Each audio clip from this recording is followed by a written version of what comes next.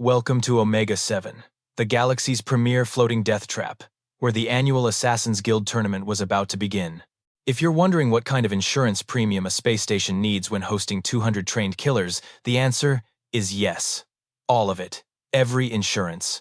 The registration hall buzzed with the kind of nervous energy you only get when everyone in the room is professionally trained to end you in 18 different ways. Jakar, a four-armed mantis-like Kritesh warrior, stood at the weapons inspection table, methodically presenting his arsenal.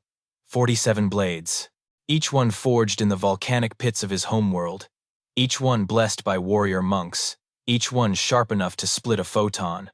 The inspector nodded appreciatively as Jakar laid them out in perfect geometric arrangement. Curved daggers, straight swords, serrated cleavers, and something that looked like a spatula designed by nightmares. Beautiful craftsmanship, the inspector chittered. May your blades drink deeply. They always do, Jakar replied, his mandibles clicking with pride. His exoskeleton gleamed obsidian black under the station lights, and his forearms moved with the fluid grace of something that had spent 3 centuries perfecting the art of making things stop living. Next in line was Jake Murphy. Jake was human. This was his first problem. His second problem was that he'd somehow received an invitation to this tournament after what the guild was calling the vending machine incident. In Jake's defense, he hadn't meant to kill the Scarlex crime lord. He'd just been really hungry, and the guy had been standing between him and the last pack of cheese crackers. One aggressive shove to a malfunctioning vending machine later, 200 kilos of snacks and carbonated beverages had achieved terminal velocity. The guild called it creative environmental elimination. Jake called it Tuesday. Now he stood at the inspection table with his entire arsenal. 1 crowbar and 3 rolls of duct tape. The inspector stared. All 6 of his eyes stared in different directions, which was somehow worse than normal staring. This is a joke, yes? The inspector asked. Nope. Jake hefted the crowbar. It was a good crowbar. Red handle, decent weight, slight bend in the middle from that time he'd used it as a flagpole. This baby's gotten me out of more scrapes than I can count. And the adhesive strips? Duct tape. It's from Earth. Fixes everything. Jake patted the rolls like they were loyal pets. Hull breach, broken bone, hostage situation, you name it. Behind him, someone laughed. Then someone else. Within seconds, the entire registration hall was roaring with laughter. A Glorbian assassin with 12 tentacles was literally slapping his knees, plural, because he had 17 of them. Jakar did not laugh. Jakar studied Jake with the intensity of a predator, evaluating prey and finding absolutely nothing that made sense. Humans were new to the galactic stage. There was limited data, but this human looked soft, carried primitive tools, and apparently understood nothing about galactic combat protocols, which meant either the human was an idiot, or he was playing a game so sophisticated that it transcended conventional strategy. Jakar decided it was probably the former, but would proceed as if it were the latter. This was how you survived 3 centuries as an assassin. Registration approved, the inspector finally wheezed, still chuckling. Bay 17. Try not to die immediately. The betting pools need at least 1 round of entertainment. Jake grinned and headed toward the competitor bay, crowbar slung over his shoulder like a rifle. The other assassins parted around him, still snickering. A few were already recording him for their social feeds. #human hubris. #dead in round 1. The tournament announcement echoed through the station. Competitors, report to your assigned bays. First elimination round. Begins in 1 standard hour. May the most lethal sentient win, and please remember that life insurance claims must be filed within 30 cycles of termination. Jakar gathered his 47 blades with ritualistic precision, each one sliding into its designated sheath across his body. He was death incarnate, a walking armory, a legend whispered in 17 languages. Jake Murphy taped his crowbar to his belt because he didn't have a sheath and figured, hey, duct tape. The galaxy's deadliest tournament was about to learn a very important lesson about humanity. We didn't survive Earth by being the strongest or the fastest or the smartest. We survived by being too stupid to know when we were supposed to quit.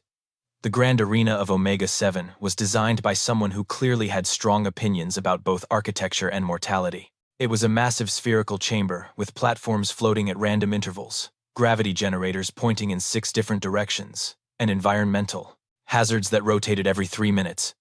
Current hazard, laser grids. Next up, acid rain. After that, surprise. The announcer's voice boomed through the arena. a 8-foot-tall, cricket-looking alien named Tick, who'd made a career out of narrating death. Ladies, gentlemen, and gaseous clouds of sentient spores, welcome to round 1. We have 32 competitors, 16 matches, and a station-wide betting pool that's already crashed the galactic stock market twice. Jakar stood on platform 7, his 47 blades catching the light like a chandelier of death.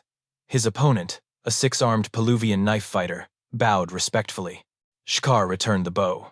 Then, in a movement too fast for most species to track, he became a whirlwind. Blades sang through the air in a pattern that would have made mathematicians weep. When the dance ended 3 seconds later, the Peluvian was down, bleeding from exactly 5 non-lethal points. "Textbook Kritesh sword form," Tick announced. Jakar advances with style, grace, and the kind of precision that makes the rest of us feel bad about our life choices. The crowd roared. This was what they'd paid to see. Art, skill, the ballet of beautiful violence. On platform 23, a cybernetic scorpion named Klax disintegrated his opponent with a plasma cannon built into his tail. Efficient, if lacking flair. On platform 9, Lady Whisper, a famous ghost assassin from the Shadow Nebula, simply touched her opponent. He collapsed. His neural pathways scrambled like breakfast eggs. Then the camera drones swiveled to platform 15, Jake Murphy versus Grix the Impaler, a Glorbian weapons master whose tentacles each held a different instrument of death. Grix had 17 tentacles. This meant 17 weapons. The math was not in Jake's favor. Grix raised his central tentacle, which held an ornate energy lance. "Human," he gurgled through his breathing siphons. "I shall grant you the honor of last words. My people believe that." A warrior's final statement echoes through the cosmos, becoming one with the song of battle. "Speak now, that your death may have meaning." Jake squinted at him. "Are you going to talk the whole time, or—" "I offer you wisdom," Grix continued, apparently not hearing him. "For 700 cycles, I have studied the blade, the lance, the quantum garrote. I have trained under Master Slicks on the obsidian peaks of Glorb Prime. I have meditated in the caves of eternal sharpening. I have," Jake pulled out his duct tape, "mastered 17 forms of combat, each one corresponding to a tentacle. Each tentacle an extension of my warrior spirit. You see, human, combat is not merely physical, it is philosophical. It is the manifestation of—" Jake walked straight toward him while Grix monologued.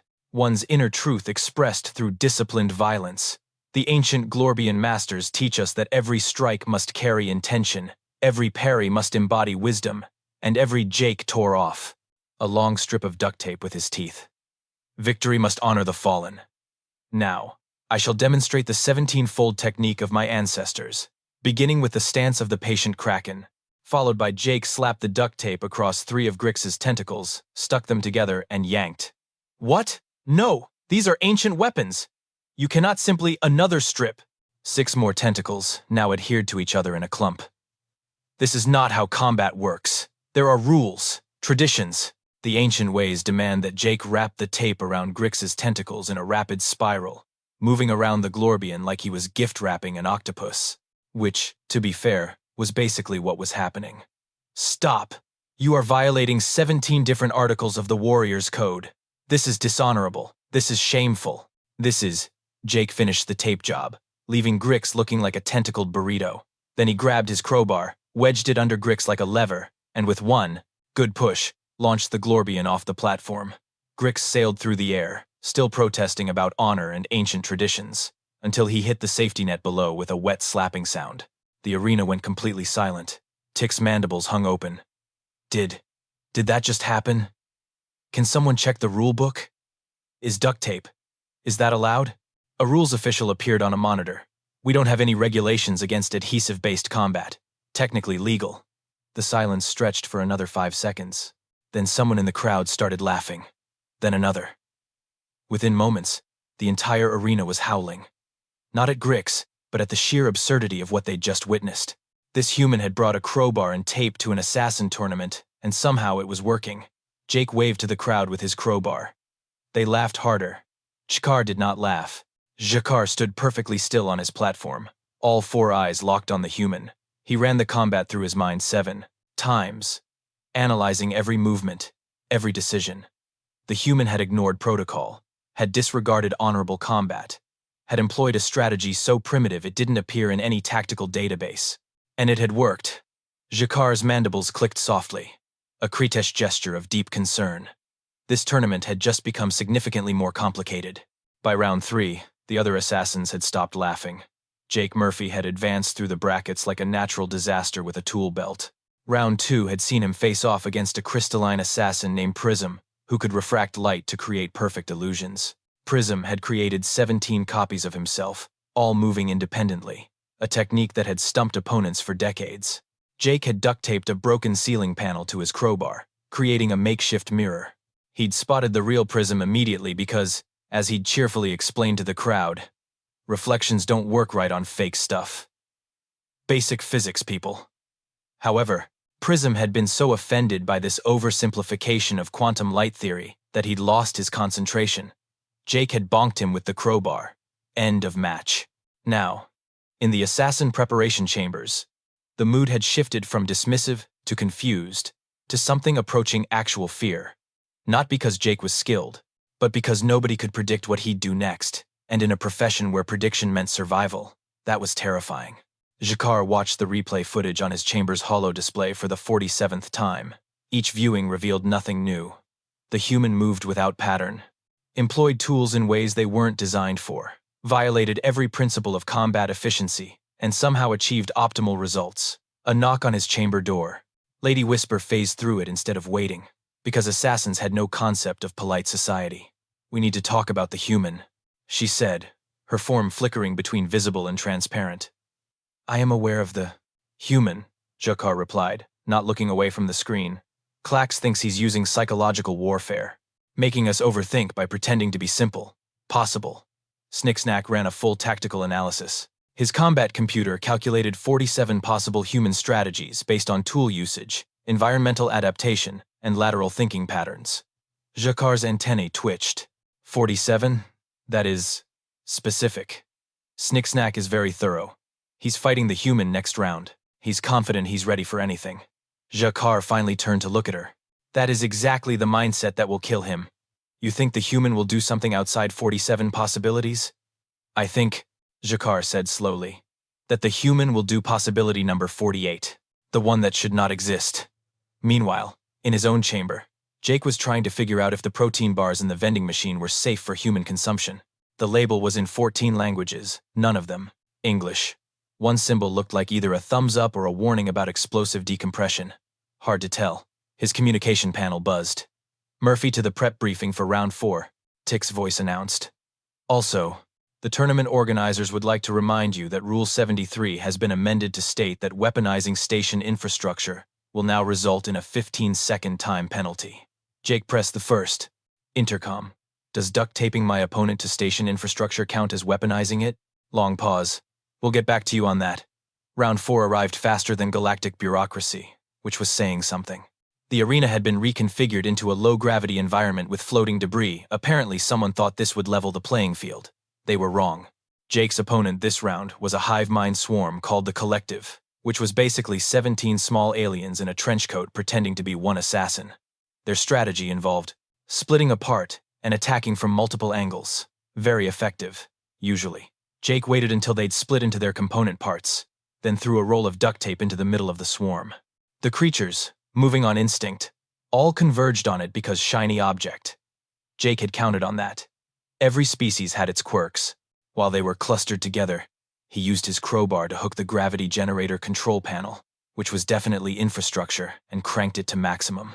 The 17 creatures slammed together into one compressed ball of confused aliens, held together by their own gravitational field, and a generous amount of duct tape Jake had thrown in for good measure. "That has got to be against the rules," Tick announced. The rules official appeared again, looking exhausted. "We've just implemented Rule 73 subsection B. No manipulating gravity generators, life support systems, or structural integrity fields." Jake raised his crowbar in acknowledgement. "What about the lighting?" "Don't." The betting pools had gone insane. Half the galaxy was betting on Jake to win the whole thing, not because they believed in him, but because chaos was profitable. The other half was betting on Jakar because, well, 47 blades and 3 centuries of experience seemed like solid fundamentals. The odds shifted hourly. Bookies across 12 systems were having nervous breakdowns. In the semifinals, Jake drew Snicksnack.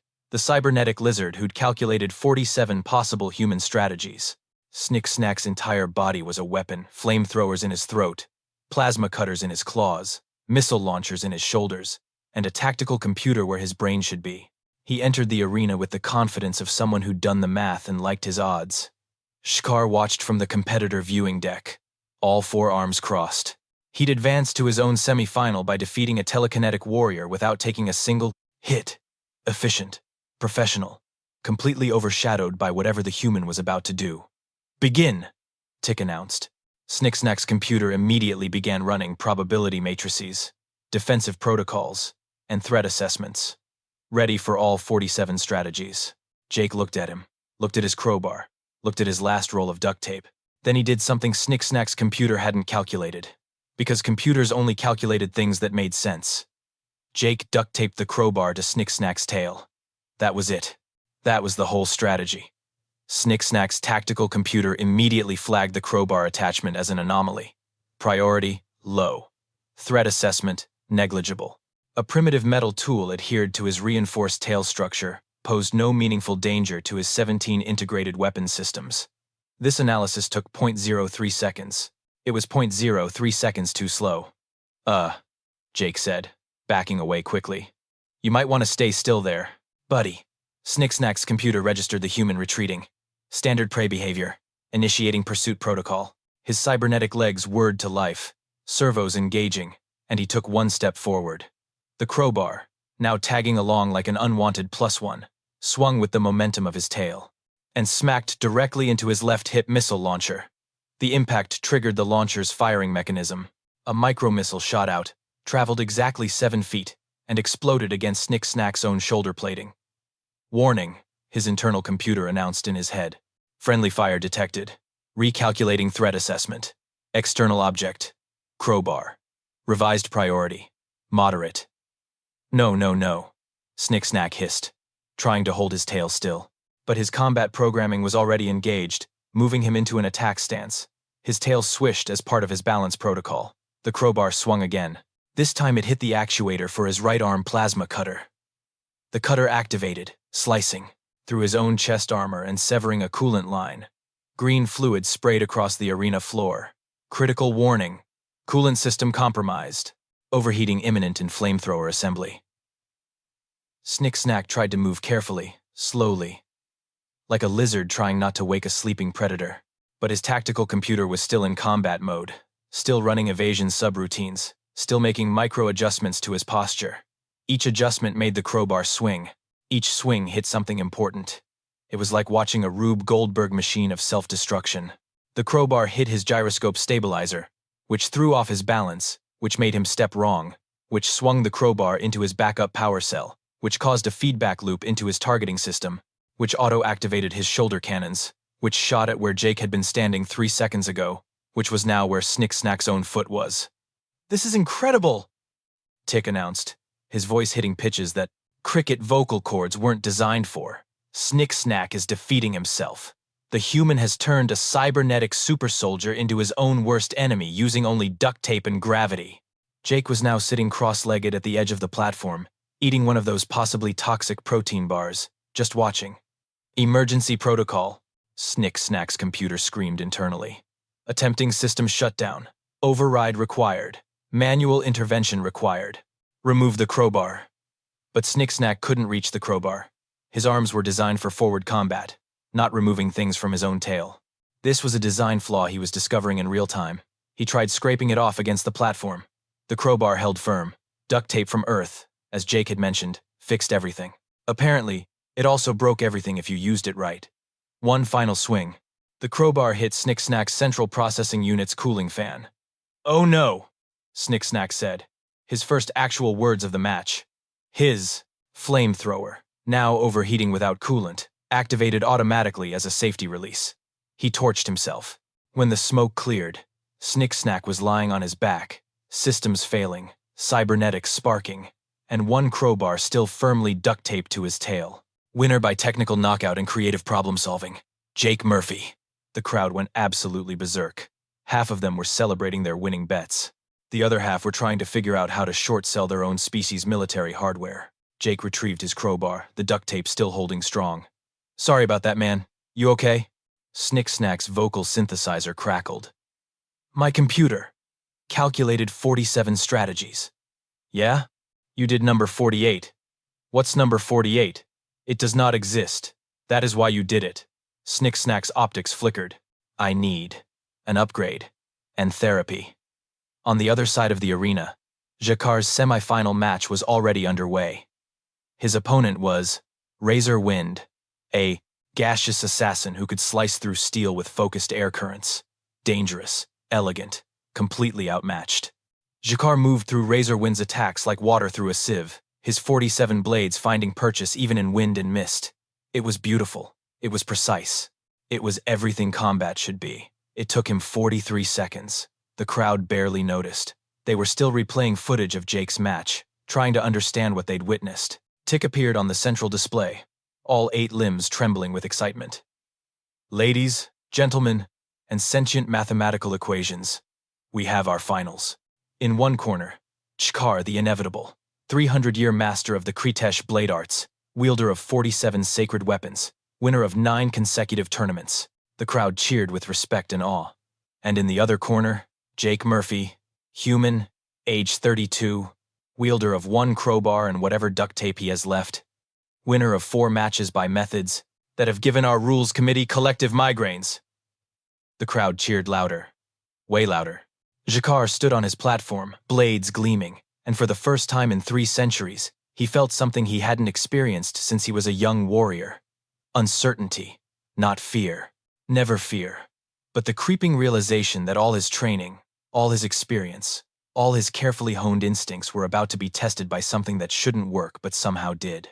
The human stood across from him, crowbar in hand, looking like someone who'd wandered into the wrong convention and decided to roll with it. Tomorrow, they would face each other in the grand arena.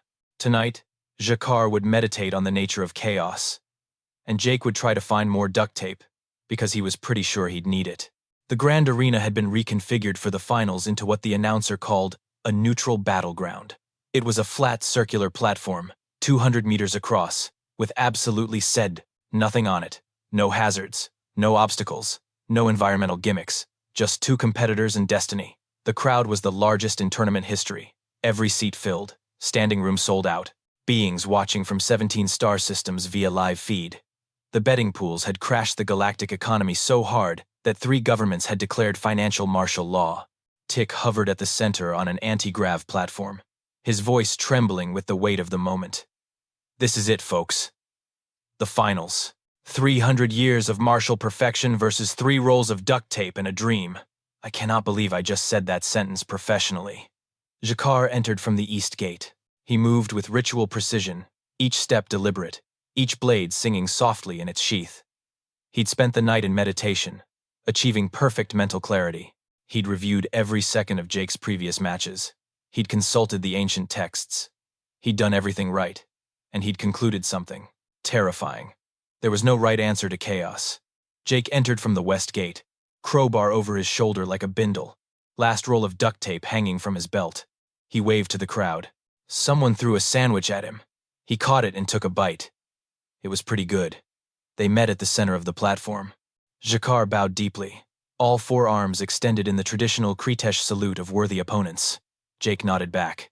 Hey man, good luck. This should be fun. Fun. Jakar repeated, his mandibles clicking softly. Human Jake Murphy, before we begin, I must understand. You possess no formal training, no advanced technology, no inherent biological advantages, yet you have defeated 12 skilled assassins with primitive tools. How? Jake scratched his head with the crowbar. Honestly, I just kinda do stuff and see what happens. That is not a strategy. I know, right? Super weird that it keeps working. Jakar's antenna drooped slightly. The Kritesh equivalent of a headache. You are either the greatest tactical mind I have encountered or the luckiest being in the galaxy. Can't it be both? No. Probability does not function that way. Agree to disagree. Jake stepped back, raising his crowbar into something that might have been a combat stance if you were very generous with definitions. Tick's voice boomed across the arena. Competitors ready! This is a match to incapacitation, surrender, or ring out! There are no rules anymore because this human broke all of them. Begin! Shkar moved. It wasn't like his previous matches. This was the culmination of 3 centuries of skill, every blade deployed simultaneously in a pattern that shouldn't have been physically possible. He became a sphere of spinning death, 47 edges, creating a mathematical nightmare of lethal geometry. The crowd gasped. This was the forbidden technique, the 1,000-cut spiral, a form so dangerous that most Kritesh warriors died learning it. Jake did the only sensible thing. He charged straight into it.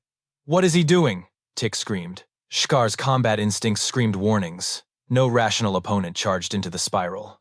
It was suicide, which meant either the human was irrational, or this was a feint, or this was a psychological attack, or this was Jake dove under the blade pattern. Not gracefully.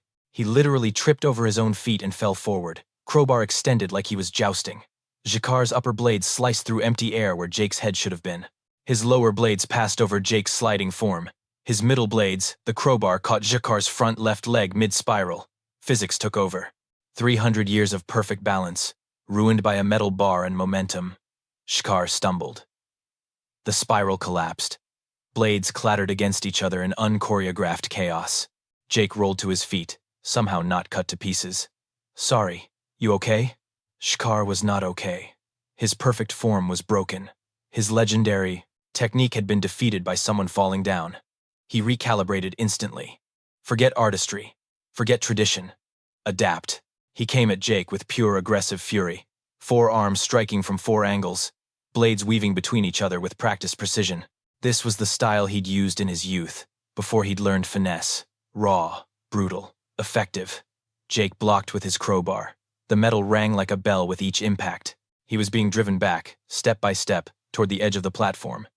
And Jakar has Murphy on the defensive, Tick announced. This might be it, folks. The human's luck may have finally. Jake pulled out his duct tape. Mid-combat, while blocking 4-armed assault, he bit off a strip with his teeth. Shkar saw it happening, saw the tape, knew something terrible was about to occur. But he was committed to his attack pattern, couldn't break rhythm without exposing himself. Jake slapped the tape onto Jikar's upper right blade. Then, while still blocking, with the crowbar, he ducked under Jikar's swing and stuck the other end of the tape to Jikar's lower left blade. What are you? Jikar began. He swung his upper right arm. The tape pulled his lower left arm. Both blades moved in directions they weren't supposed to move. They tangled with his other blades. His carefully practiced independence of movement, 3 centuries in the making, betrayed by adhesive. Jake added more tape. Upper left to lower right, middle arms to each other. He was wrapping Jakar's own weapons into a knot, using the warrior's own movements against him. This is the most disrespectful thing I've ever witnessed, Tick announced with obvious delight. He's gift-wrapping a legend. Jakar tried to cut the tape. His blades were stuck to other blades, tried to drop the weapons. They were ceremonially bound to his honor, his culture, his very identity. He couldn't just let them go. Jake stepped back, breathing hard. Dude, you can totally surrender. No shame in it. Shkar looked at him, all 4 eyes blazing. Then he looked at his tangled blades, then at the cheering crowd, then back at Jake. He started laughing. It was a clicking, chittering sound that Kritesh rarely made, but it was definitely laughter. 300 years, Jakar said between clicks. 300 years perfecting the blade, and I lose to tape. Really good tape, Jake offered. Shkar dropped to one knee, his tangled blades clattering around him. I yield. You have defeated me, human. Not with skill, not with strength, but with something I never trained for. He looked up at Jake. Madness. I prefer creative problem solving. It is the same thing. Tick was screaming into his microphone. He did it!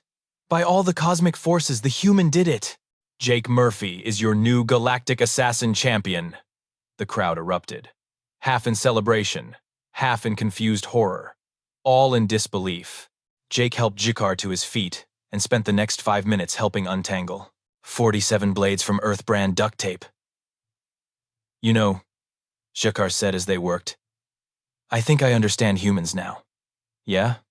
You survive not because you are strong, but because the universe has no defense against beings who refuse to follow its rules. Jake grinned. That's the nicest thing anyone's ever said about us.